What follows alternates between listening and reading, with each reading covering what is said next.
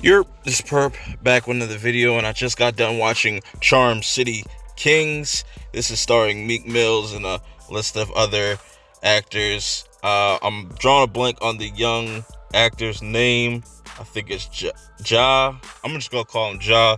He was phenomenal in this, but this was supposed to come out in April, but due to the whole pandemic thing that's going on in the world, it got pushed to just streaming platforms.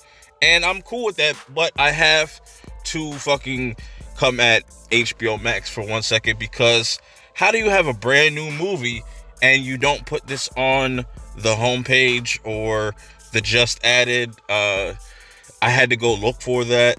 That's an L. But anyways, let's get into this review. I'm not going to go too heavy into the movie. I just want to kind of give you the gist of it and what I felt about this movie in general. So this movie starts off with our main character, Mouse. He's about a 13-year-old kid. He's got a cool group of friends. It almost looks like The Shy, with like Papa and all them and Jake. It almost looks similar to that, but we're in Baltimore. And dirt biking is a big thing in Baltimore, you know what I'm saying? It's like, has a culture of its own. And shout out for Meek for like really always paying homage to that. And if you haven't checked out that documentary, the 12 O'Clock Boys, that shit's dope.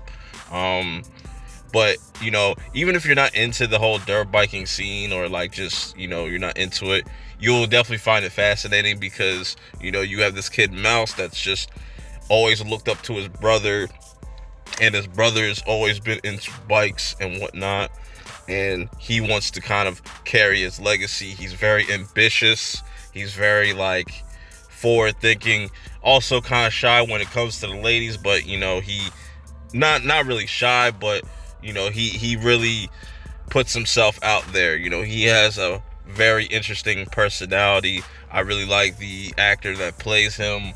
I'm gonna call him Ja for right now, but he plays Mouse.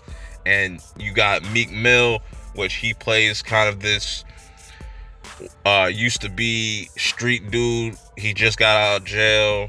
He just wants to kind of just work as just a normal civilian. He just doesn't want anything to do with the streets, even though they try to pull him back in. And Miles also has another kind of mentor other than Meek Mill's in this. Meek Mill's character's name is Blax. Yes, Blax. He pretty much used to be the leader of this Midnight crew, or the Midnight Clique, I would say, the MC. His name was just everywhere, and Mouse's brother used to be a part of this crew, and something happened. I'm not going to get into it. That's kind of a spoiler, but you can kind of put two and two together as you're watching it. This movie is pretty lengthy. It's about 2 hours long, but I didn't feel like it dragged or anything. I think it was pretty well paced. Like I said, Mouse has multiple kind of what can I say, mentors. Like, he has a cop that you meet earlier on in the film, Agent Rivers. He's pretty much there to kind of guide Mouse in the right way so he doesn't get to the streets. But this is definitely like a coming of age film, where Mouse starts off just looking up to his brother, wanting to be a part of this culture, to kind of being at this crossroads where the streets over here is looking appealing, and you see some of his friends get caught up in that lifestyle. And it's all about making choices. It's all about decisions. Like, you only have two decisions. You're either going to go left or you're going to go right. He kind of tried to tread in between, but you can't really do that. He also had a love for animals. I really like that about Mouse's character. You don't really see that normally. And all the knowledge he had about that, because he wanted to become a vet as well.